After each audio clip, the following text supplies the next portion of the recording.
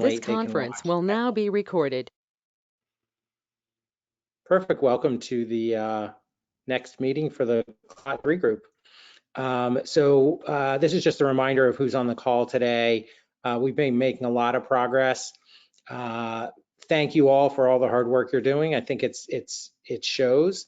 We don't have anything done yet as far as like complete and ready to go and publish, etc. But we're definitely making huge strides. So the first step, I think Michelle is going to share with us the milestones. So just as a reminder, PCORI contracts are very milestone based. They tell you what is going to get done by certain dates, and then we have to give them every 6-month reports. Michelle and I were talking this morning about our report, which is due tomorrow, and we're going to talk through some of those milestones. The contracting at IRB is almost done. We thought we were really done, and then there's this one last piece, which is a data use agreement between Utah and Johns Hopkins. That's getting close. It's in draft form back and forth, and hopefully that will be done and completed and finalized either this week or next. But that's as far as contracts, IRBs, DUAs, that's probably the last remaining piece on this slide here. And then maybe, Michelle, I think you were going to share and go over some of the other documents you had. Yes, please. Zach, can you give me permission to share my screen, please? Sure. And if people have questions along the way, obviously just you can just yell, raise your hand, whatever's easier.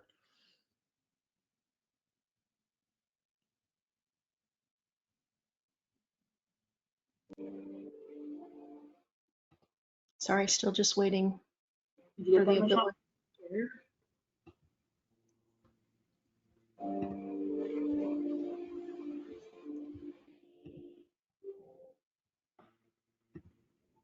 Michelle, it says you're not accepting it yet. You need, which one were you wanting to pull up? I was just trying to share the site tracking overview. Yeah, I guess you could do that, Lizette, since for some reason I'm not able. So it's the Excel file that's under Milestones tracking, the site tracking overview.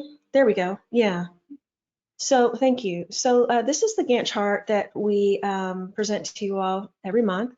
And as you can see, we're pretty solid on the first couple of tasks, the administrative tasks. We still have one DTUA, that's the data transfer agreement, that is pending with University of Utah, and that's really just because of a clerical error that we're trying to get fixed. And you can see that now all the sites are in the nursing education module phase, which is great, and I know we're going to talk about that in some detail in the next couple of slides.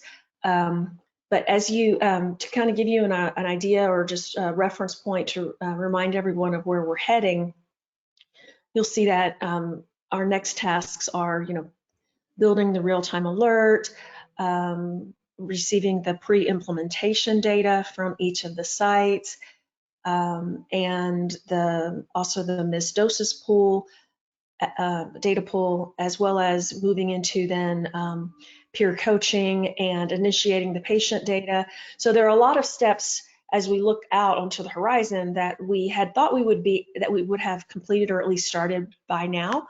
But as we all know, there have been a lot of challenges in terms of research activities. But this is where we're heading in terms of next steps. And we're hoping that in the next 3 to 6 months, we're going to see a lot of activity and sites, knocking these things out, or at least getting them started. And I'll just add on to that, it seems like we have only been working on this for a little while, just as a reminder, because it did get kind of backdated to when we actually started. We're about a year and a half into this alleged 2-year project. We are going to be working on with PCORI asking for an extension. They don't exactly call it a no-cost extension, but that's the idea. There won't be extra money, but I do think we are going to need a little bit more time. And then once the work that we're doing now gets finished, the data collection should be relatively straightforward. The nurse education will be complete. It really is just the rollout and keeping that going and sustaining it. and then pulling a little bit extra data from it. So we are going to be looking at potentially longer time. We don't have any numbers on that yet, and we haven't actually asked for it, although they've been pretty good about giving extra time for completing projects, especially between COVID and tech issues and IRB issues. It's just going to take a little while longer. But like I said, and you're going to see along in the next few minutes, that we have definitely made a lot of progress there. It doesn't look good as we give them our report. There's a lot of things that are underway but not completed that we were hoping to have been completed, 2, 3, 4, 6 months ago. So we're making progress, but I think we definitely need the big push within the next few months of the pieces that we're going to talk about over the next few slides.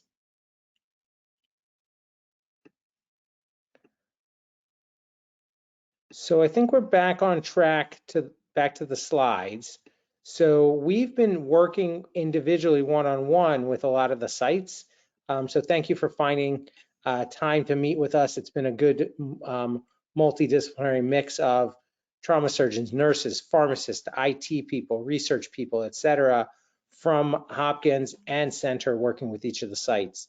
And this is kind of where we are, different places or different steps along the way to get their med list finalized, pulling the data, getting us the pre-implementation data, which we are going to have to look at some point, that piece along the way.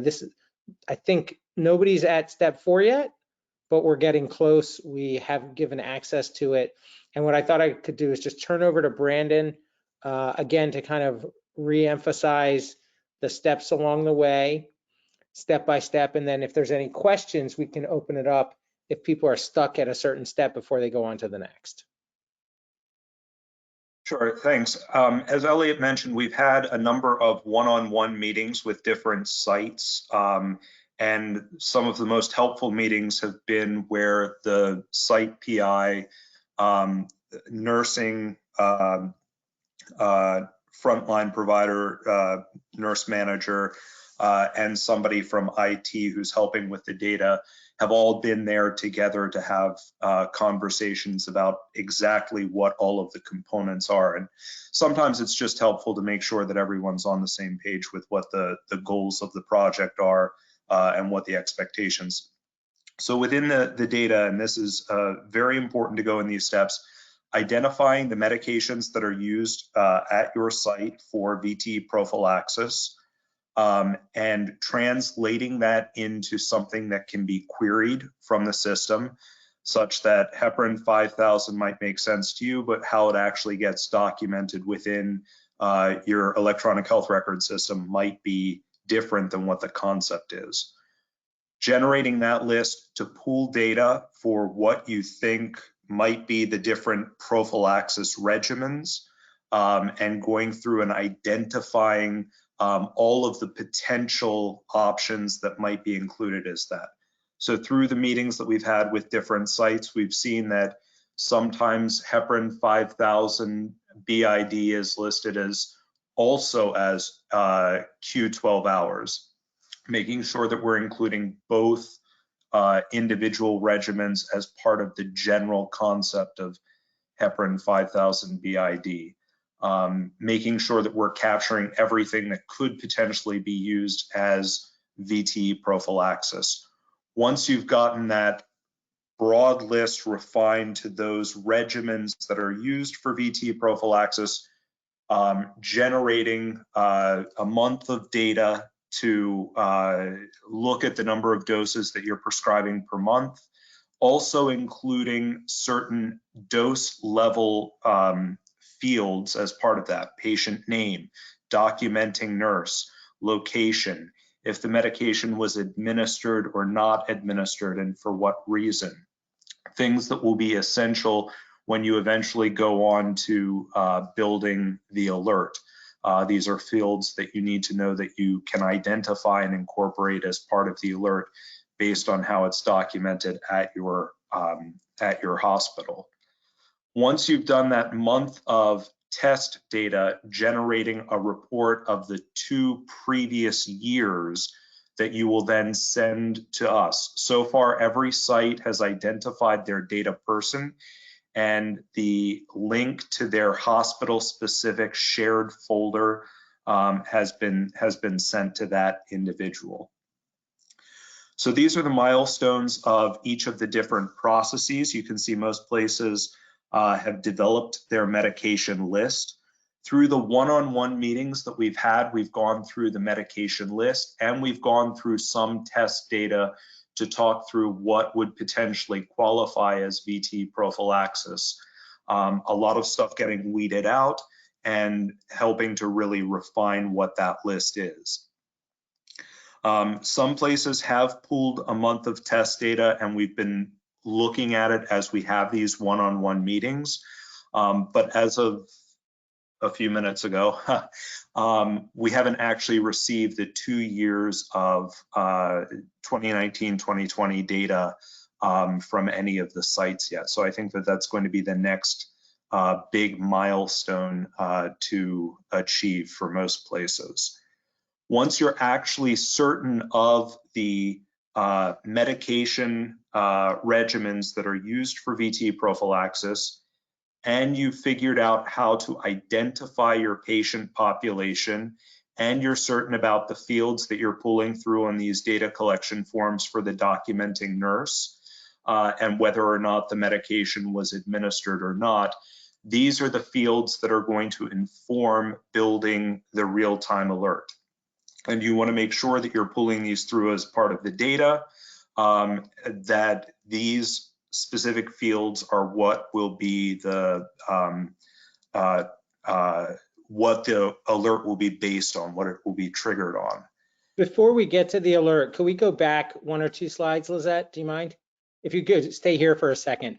So I think we definitely want to make sure that this part here has to be done before the alert is finalized and ready to go. You can start to be thinking about the alert, talking about the alert as we have these one-on-one meetings. We've been telling people that, but I think it's important to understand the data piece needs to be finalized before the alert is turned on and ready to go. So I want to make sure we have enough time, and let's open it up now. Is there anyone who has questions, comments about this phase, the data phase, these milestones, or the slide before with those different steps that Brandon could help answer, I could help answer, or that would be helpful to hear from other sites of, you know, they've been able to do this piece and you might need help or ideas with it.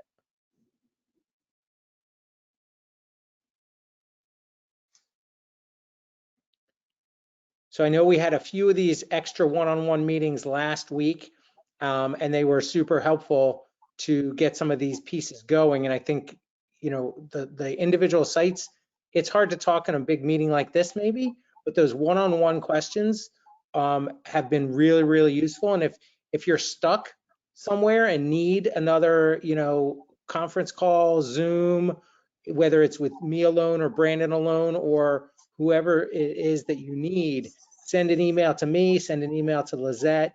We can get some time set up because we do need to keep pushing ahead to work on the data pieces and then the alert we're going to talk about next. And a few sites have reached out to set up one-on-one meetings with me, we've gotten a few on the books so far. But please definitely reach out. I'm happy to join a Zoom call with the data folks, the IT support that you have to help talk through the various issues. And then just a reminder that, you know, the 2 pieces of data that come, the one is the trauma registry. So hopefully this is something you're used to doing. You know, output from a trauma registry should be relatively straightforward. The key is all the regular stuff from your registry, plus some identifier to be able to link it to the missed doses. And those 2 separate files are the pieces that we're going to need. And then we can link between them, the 2, using that unique identifier.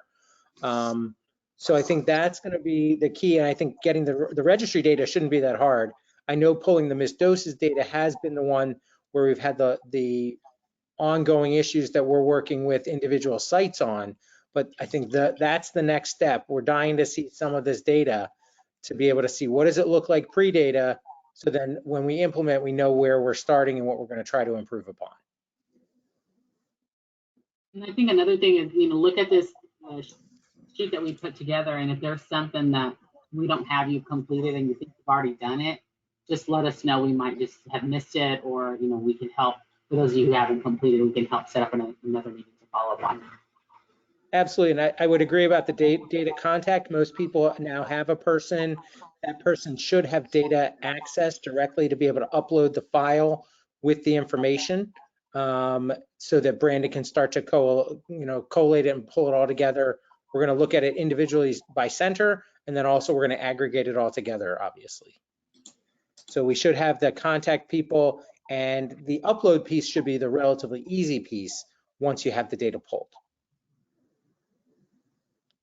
Anybody have any questions they want to talk about in the group?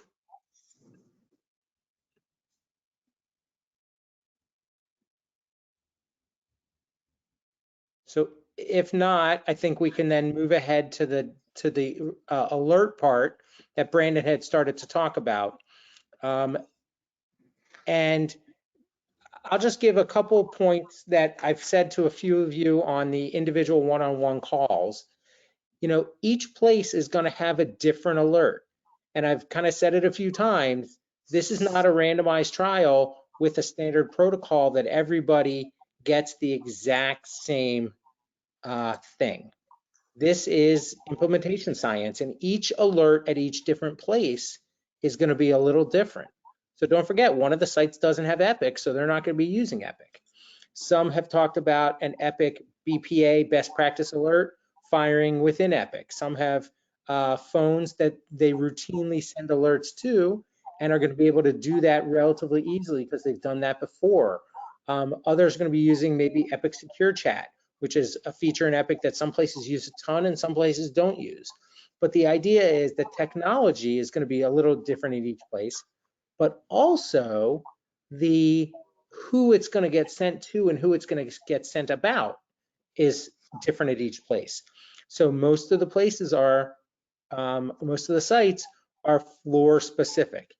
Patients on a certain floor, the trauma ICU, the trauma floor, the trauma step down, whatever that is, it's going to be this alert for patients on that floor specifically.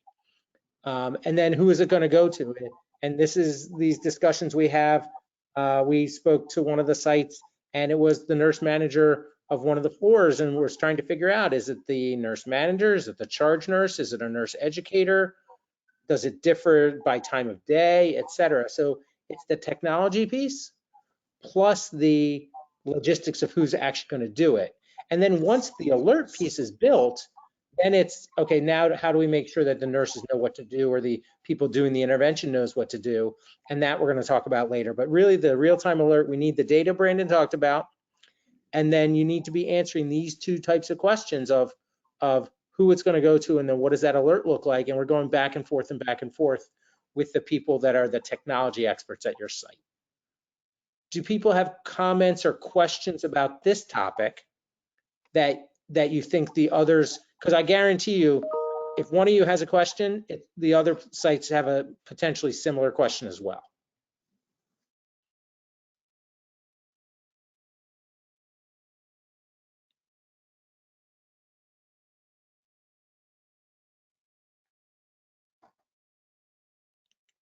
Okay. Oh, yeah, Elliot, Yep. it's Spain. The very last question, the timing, is that going to be, do we have a set answer, like how long, from missed dose to intervention? Do we have an expectation, or is that going to be one of the outputs? I think so the hard part is, originally when we did the first intervention research study, we had a research nurse that, would get a page on the pager and then go and then documented a bunch of, when did the alert go off? When did I get there? When did I do the intervention? How long did it take? There was a lot of extra data collection that we are not asking the bedside nurses to do any extra work right now. That was one of the topics that came up actually at your site, because we were talking with the nurse manager about, like, is there extra work that we're asking the nurses to do? So the answer is no. We're not, from a central group, we're not asking for extra work for the nurses to document when they did an intervention, what the intervention was, did they give education, et cetera.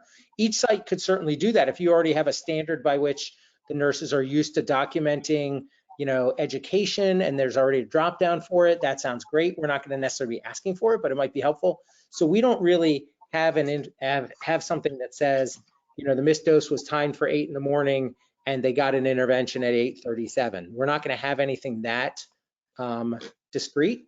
But I think the idea is that at your site, you're going to try to come up with what do you think is going to work for people doing the real-time alert and going and intervening in real time. And it really is important.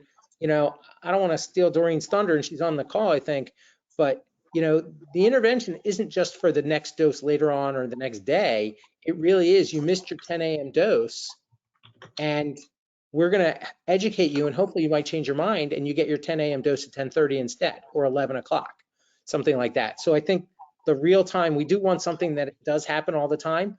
We weren't always able to do it 24/7 in the initial research project, but then when we rolled this out to other places, it was happening 24/7.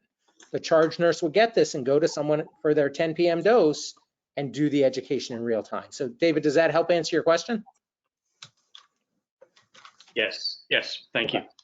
Sure, and I'll just give you an example. Some floors that when we've rolled this out at Hopkins, some floors had the nurse educator do this during the day, and then at night we had a physical pager they would hand off, and they would hand off the physical pager to the charge nurse, and at night the charge nurse would do it. So there's lots of different ways, and we can talk to you one-on-one, we can do email, whatever, to figure it out. But the idea is, I wouldn't love it to be, at 5 p.m. we turn it off and then it turns on the next morning.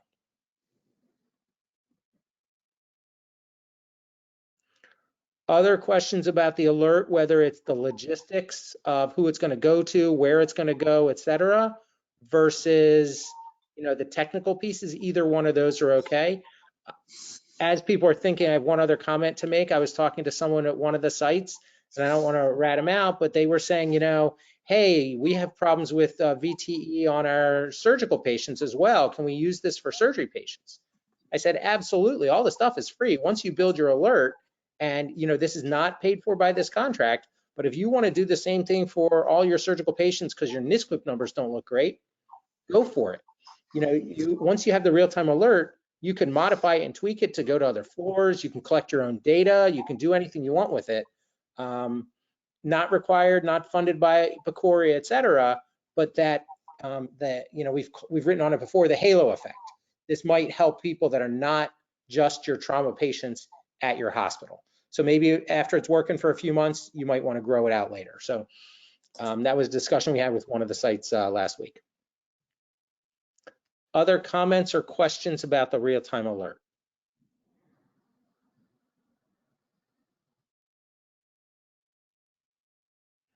Okay. I know there's more questions out there, and if it's easier and you would rather send them one-on-one, I know we've been talking to people one-on-one. Those emails, me, Brandon, Lizette, are perfect. So I think we'll move ahead with the nurse education module. Thanks, Lizette. So first of all, we're doing great. Thank you, everybody.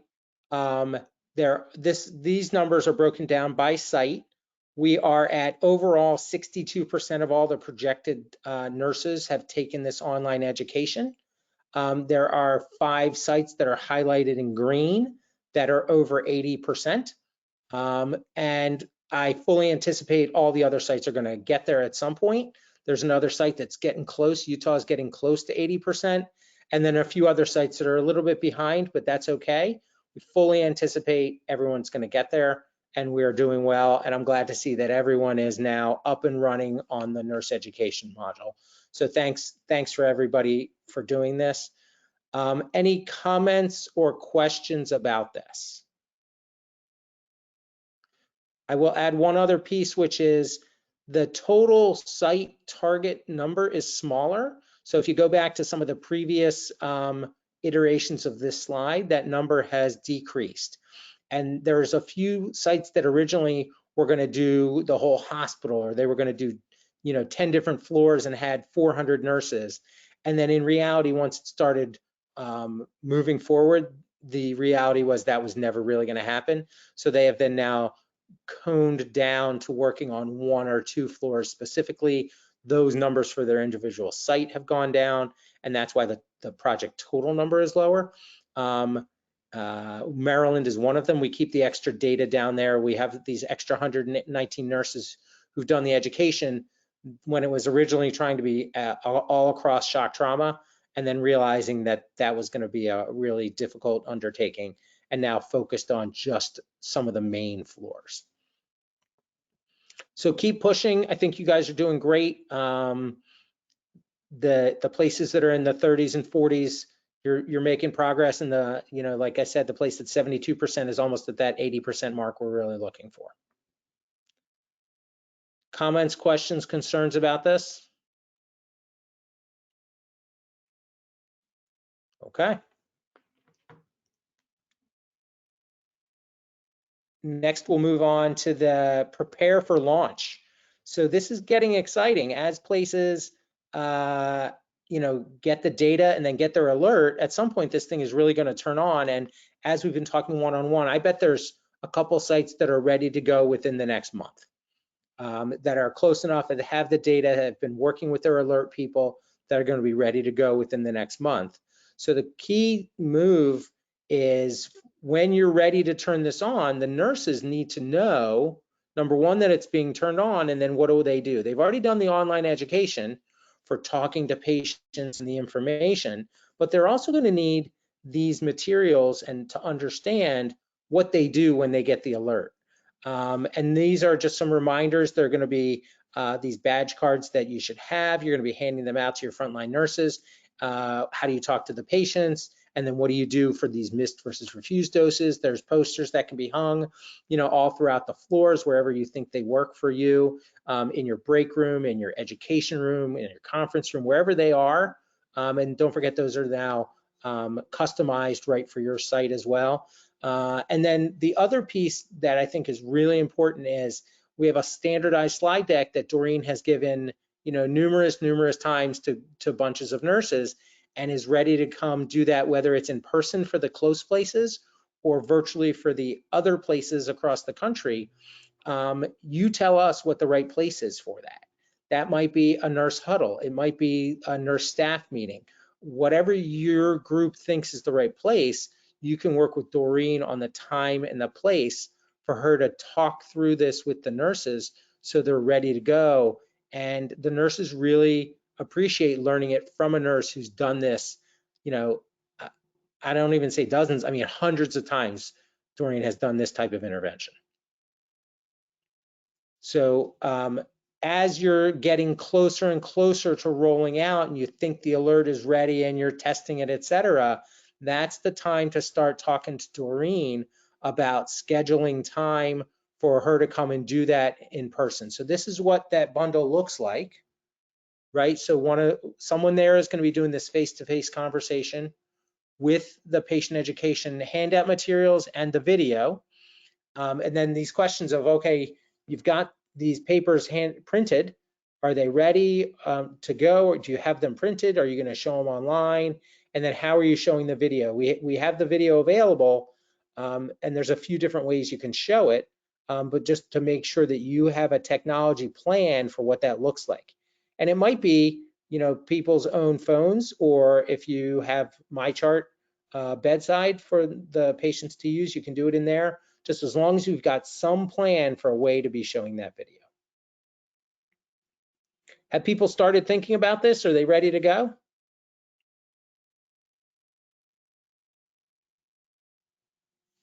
If you go back one slide, Lizette, one more. That thing at the bottom right that says keeping you safe while you're in the hospital, the back of that, it's like a postcard size printout. The back of that has a couple QR codes that will take people to the video or to the paper handouts. So that's going to be available if you're showing it to people on their phones, or if you have iPads you let them use or something like that. That's going to be certainly one way to do that.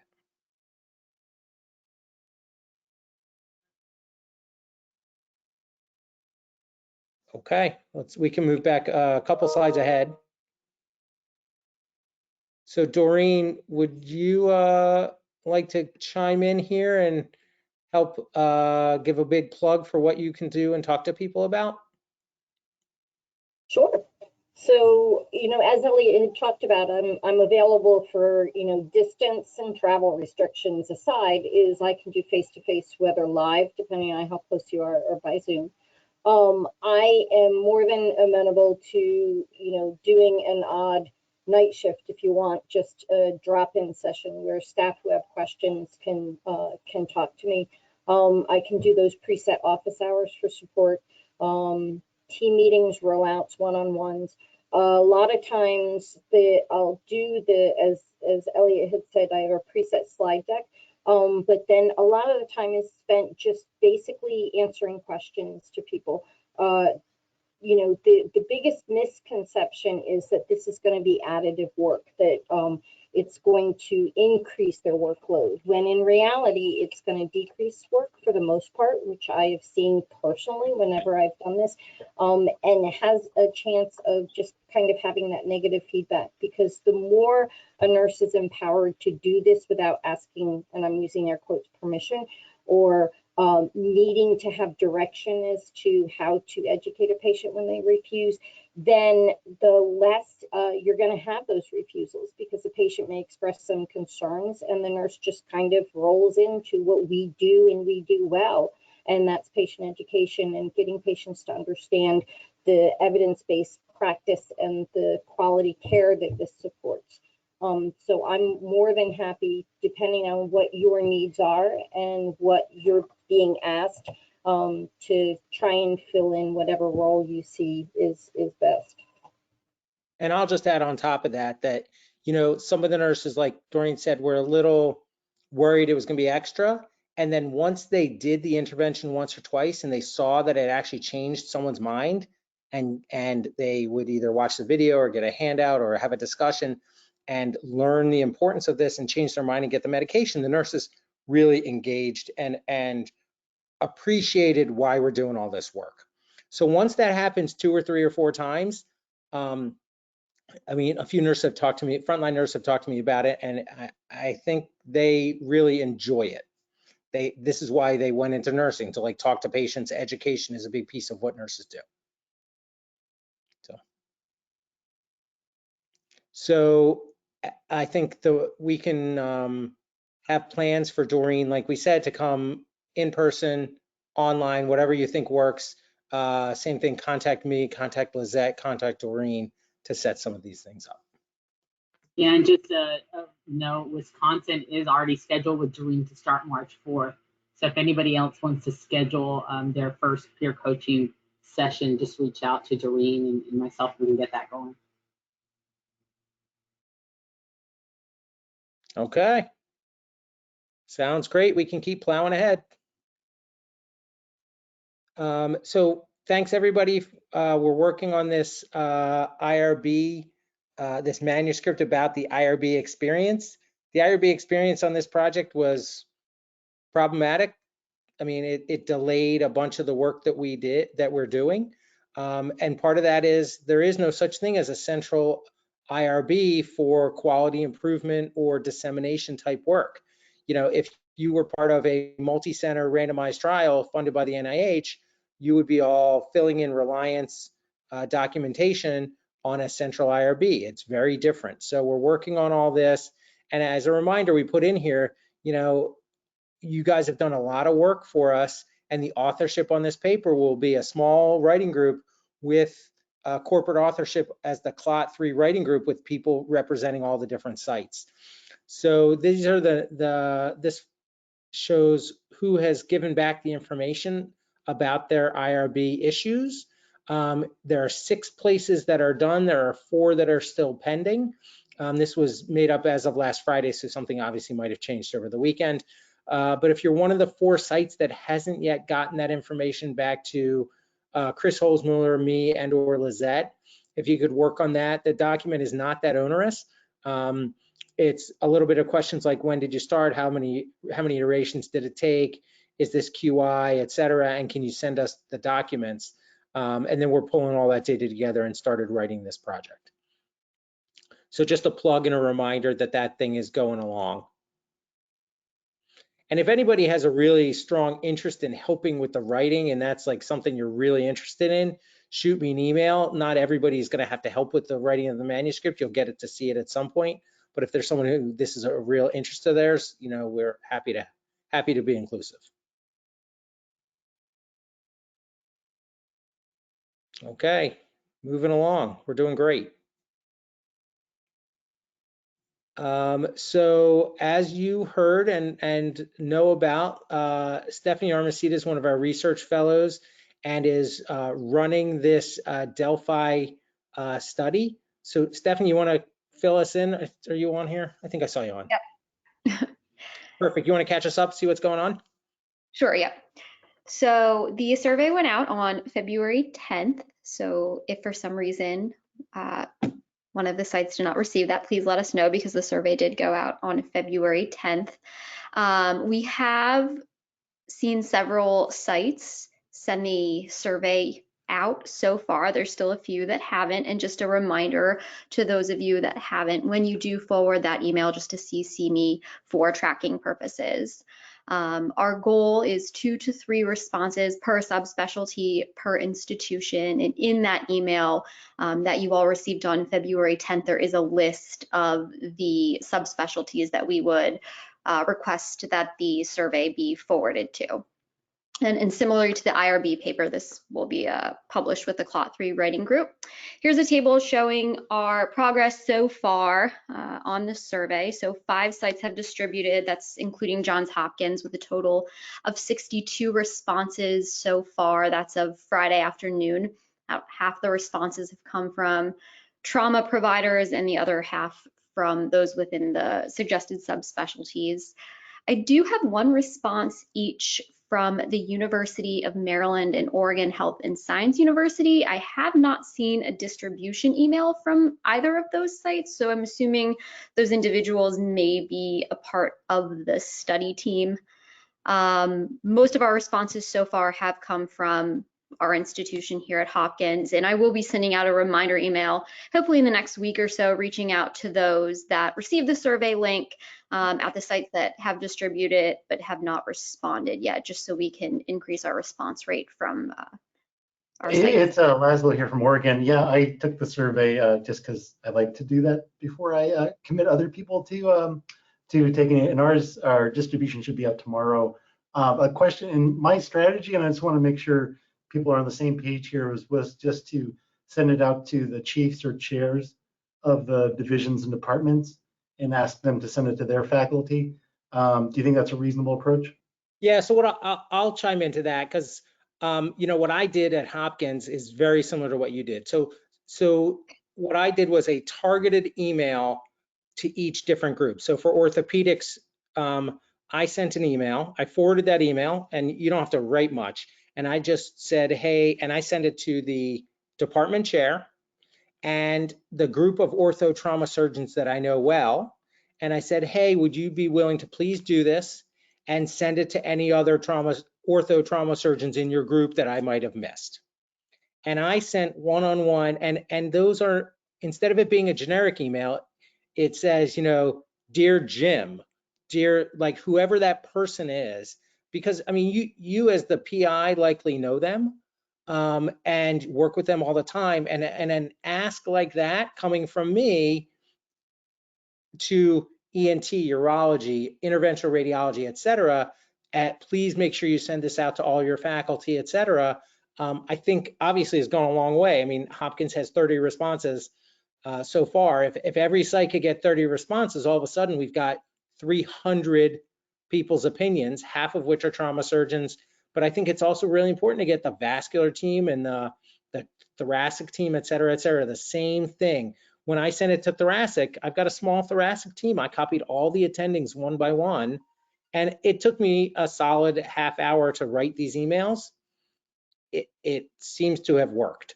So I would, if I could ask the site PIs to help do something similar, if every group, and trust me, my trauma team is smaller than many of yours.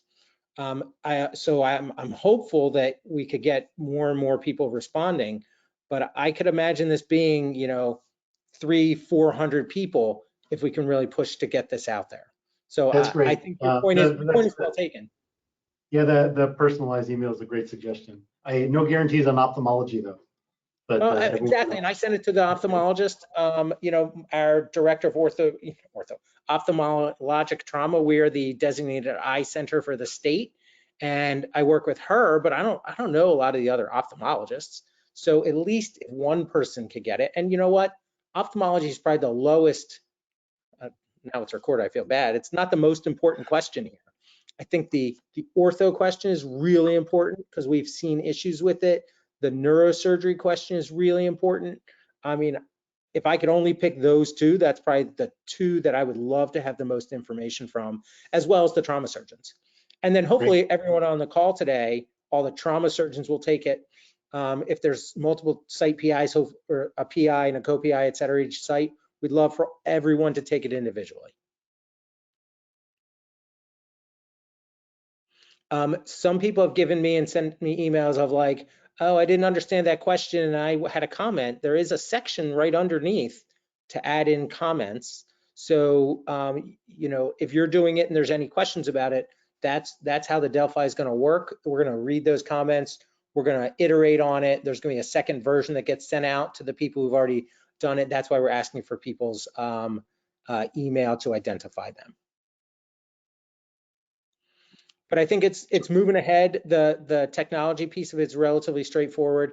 It will take you a while if you're one of the trauma surgeons, because we gave the option for the trauma surgeons to answer for orthopedics, urology, thoracic, et cetera, et cetera, et cetera.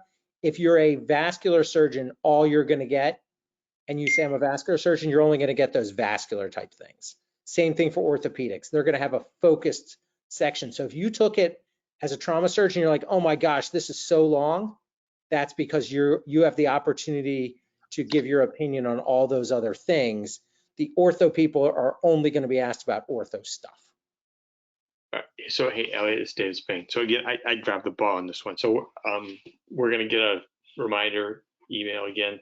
Yep, Steph will send out a reminder email. And if you could forward it along to the groups. And like I said, except for the trauma surgeons, that it takes a little while, and I personally did it to know what it feels like. The other people, it should take no more than 5 minutes if you're a ortho, ENT, urology, neurosurgery person. So yeah, Steph can resend that. I think it was originally sent from Lizette, but we can make sure it goes out again as a reminder after today's meeting. Yeah, I just found it. It came on the 10th.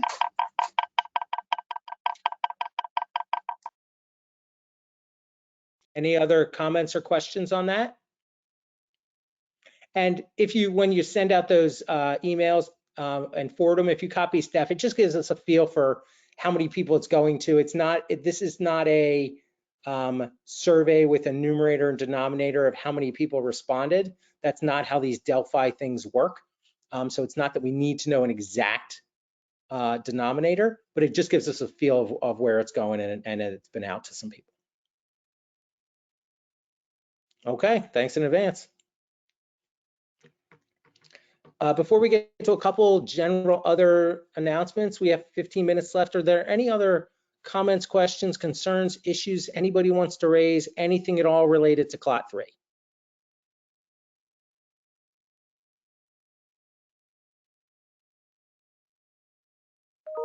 I'll take that as a no. Okay, so there's a few announcements we've got. First of which, we are putting on our 14th annual Johns Hopkins Medicine Venous Thromboembolism Symposium. There's an email that went out about it. People want to come and see it. It's a half-day synchronous Zoom event. You don't have to come to us in person. You can watch for free if you want. If you want the CME credits, you can get those CME credits. There's a small cost if you want the CME credits. Feel free to share that with anybody else you think might be interested in it. And then The second thing that Todd, Michelle, and I just got off a conference call with Pam Bixby from Center about is our upcoming 2022 VTE Consensus Conference. So remember, this is a totally separate project. This is funded by NIH, NHLBI, and it's a 2-day hybrid conference all about VTE, prevention, treatment, et cetera. Our goal is education and coming up with the next big research agenda items and who's going to be writing what grants. It should be great. If you need more information, you can email me, Todd Costantini, Michelle, anyone at Center. The information is there. The in-person seats are, as of now, we think mostly full, but we are hopeful it will open up more as COVID restrictions relax a little bit at the College of Surgeons. That's where the meeting is going to be. We hope to open up more seats. If you can't get an in-person seat, the virtual version is going to be available as well. So if anybody's interested in that, Todd, Michelle, anything you want to add on there? Nope, I think that's great. Please consider joining the conference. I think it's going to be a good time. And feel free to send, if you have junior faculty, if you have nurse researchers, pharmacists, we'd love to have, the virtual piece is basically unlimited, so we'd love to have that too.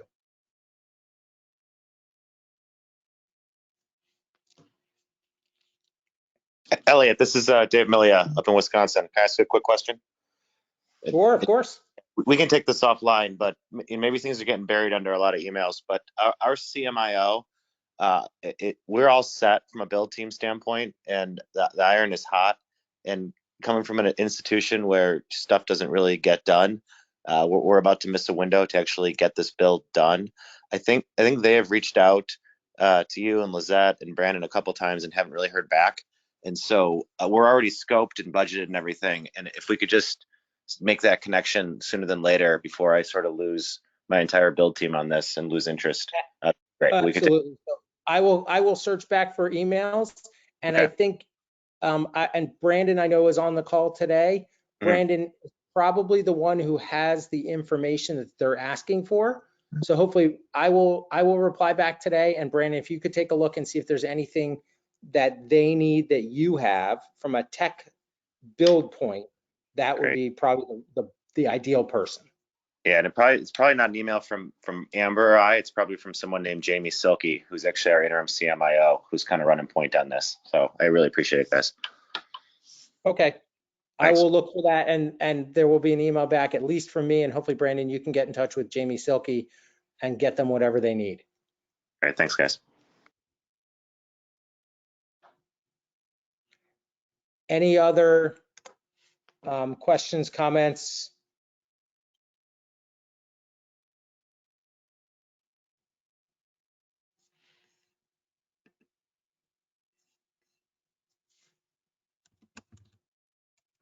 Okay.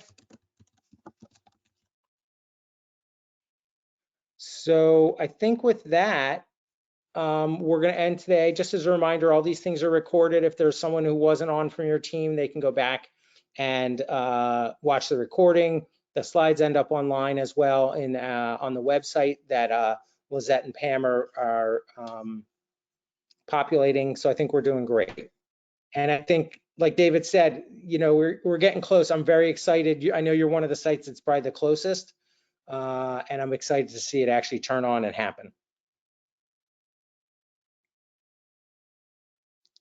So with that, we're going to end the recording and close out.